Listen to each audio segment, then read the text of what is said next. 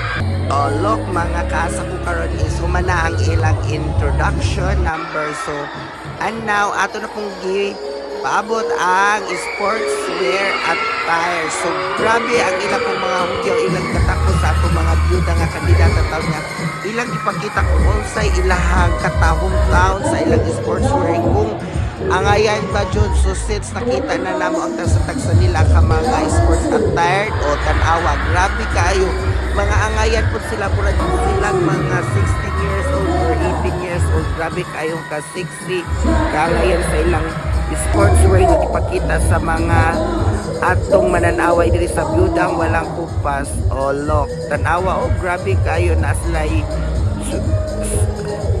usa ni surfing di tan-awa unya di apong taoy tennis mao na siya grabe ang ilang mga sports attire nga gipang kuan na po grabe ko pa na po basketball unsa pa na dina so naglibog po ko niya ako dili wa naka-concentrate tan-aw kay sige man tag video ka para makuha anig mga hulagwan mga video sa natong kuan mga kandidata sa Byudang Walang Kupas. So mao na ni so diri panahon na is gi-interview na sa atong host ang atong mga kandidata. So naapod sila preliminary interview portion. So atong paminawon kung unsa jud ang ilang katakos nga kamao sila manubag mga kaasa.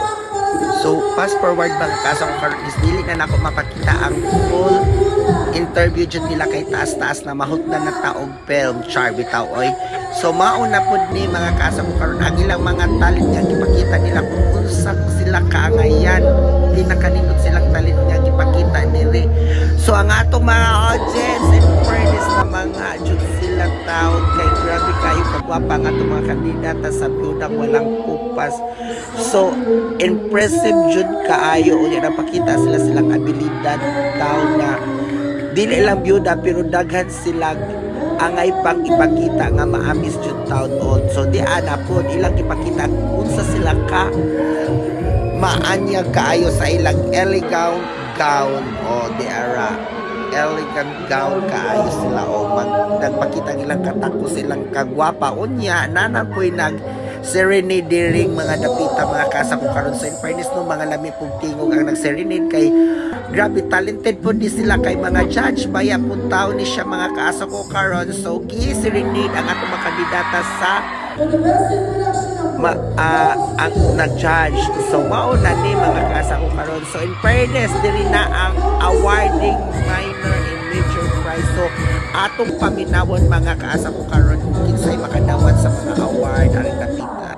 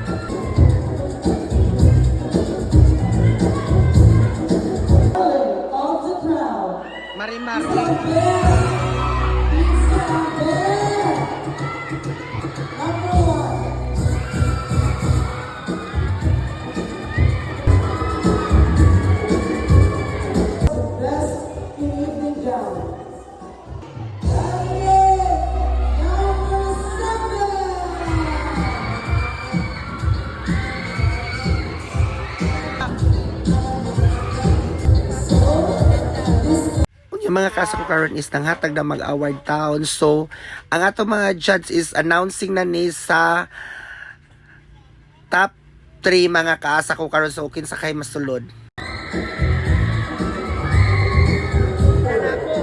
Number 7, number 4. So, in fairness no mga kaso ko karon is nalipay jud pud ko diri mga kasa ko karon kaya nga akong parinted taon na sulod taon kani si Melville Janko ug si Brenda number 7 ug number 3.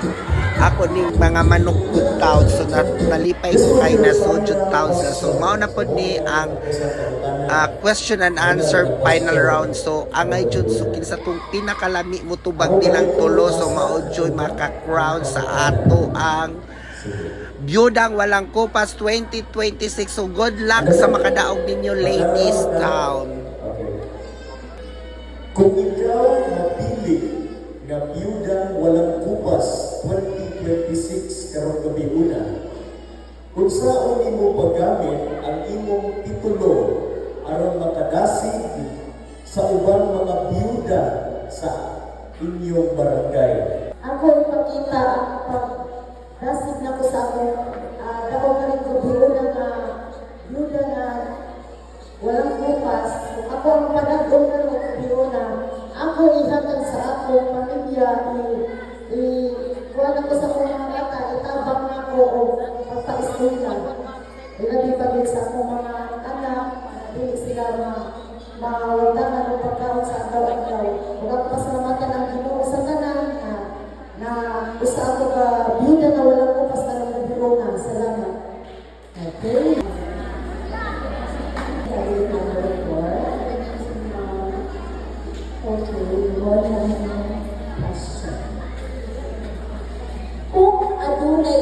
ka mensahe na imong gustong ibilin sa kabatanunan o sa ubang kababayan bahit sa luma, paglaon o pagpadayon sa kinabuhi o sa manhini o ngano.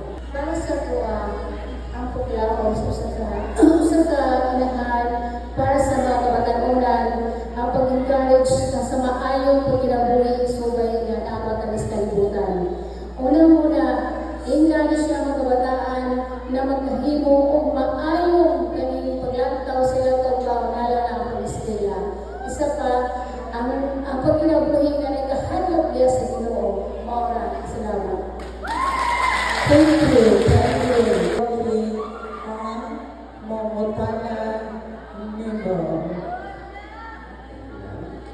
Maayong gabi, candidate number 3. Candidate, makaraw mo. Ginuod nga, ginuod, makatahong makita sa kasing-kasing hilig sa talagway. Isip ko sa kabiyuda, kung saan mo mapakita sa maong katahong makataglaw. May gabi sa tanan, sa mga Christian. Ang ako kita ko ang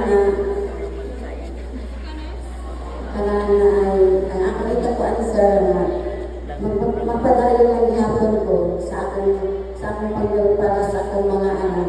O malay ako ikahatag kanila na sa akong pagkabiyuda na dili na ko sila pasagdan.